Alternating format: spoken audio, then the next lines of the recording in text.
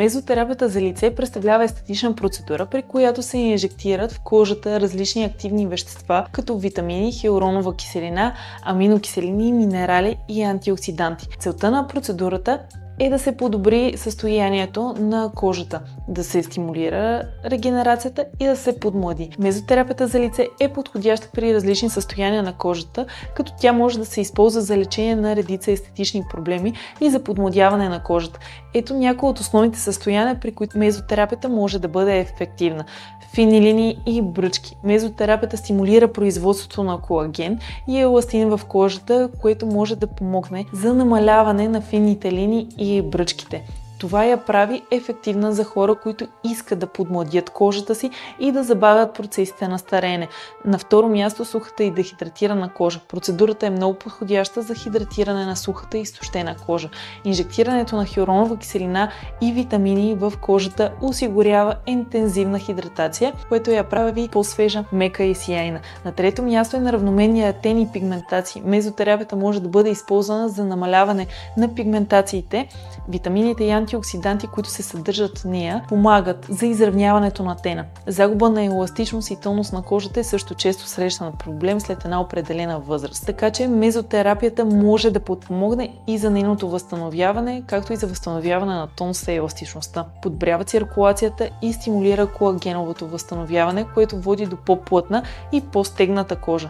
Мезотерапията може да бъде използвана за лечение на активно акне, както и за намаляване на видимостта на белези от акне. Съставките, които съдържат в нея, водят до намаляване на възпалението и възстановяване на кожата. Мезотерапията може да бъде подходяща и след извършване на различни други естетични процедури, като химични пилинги и лазери, тъй като насърчава обновяването на кожата и намалява възможността от възпаление. Стресираната и уморена кожа. При уморената и стресирана кожа, мезотерапията подпомага възстановяване на жизнеността на кожата чрез доставяне на витамини и минерали, които стимулират микроциркулацията и придават свеж и здрав вид.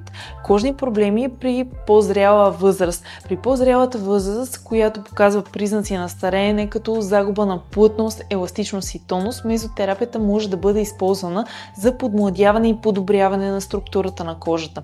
Какво представлява самата процедура? Преди процедурата всеки един пациент провеждаме консултация, за да обсъдим състоянието на кожата и желания резултат, какво трябва да се очаква, кога ще се наблюдава ефект. След консултация настъпваме към извършване на процедурата. Първата стъпка е в подготовката на кожата. Лицето се почиства старателно и се нанася локален анестетик върху третираната зона, за да се намали дискомфортът при инжектиране. Препоръчително е преди процедурата да не сте поставили грим. След това продуктът се инжектира в кожата. След процедурата може да се наблюдава леко зачервяване и отток в рамките на няколко часа. Ползите от мезотерапията са множество. Подмладяване на кожата, подобряване на еластичността и тонуса, намаляване на фините линии, хидратация и най-важното, което е, че кожата става по-свежа и сияйна, изравнява се тена и се намалява пигментацията. Стимулира се производството на колаген и еластин, което подпомага за забавяне на процесите на стареене на кожата. Първоначално резултатите могат да бъдат видими още след първата процедура, но за постигане на трайни и максимални резултати обикновено се препоръчва серия от 2 до 4 процедури с интервал между тях от 3-4 седмици. Поддържащите процедури могат да се правят през 3 до 6 месеца. Мезотерапията не се препоръчва при активни кожни инфекции, алергии към съставките на инжекционните продукти, бременност и кърмене. Затова, ако искате да подмладите своята кожа и да я ревитализирате, мезотерапията е една от процедурите, която е подходяща.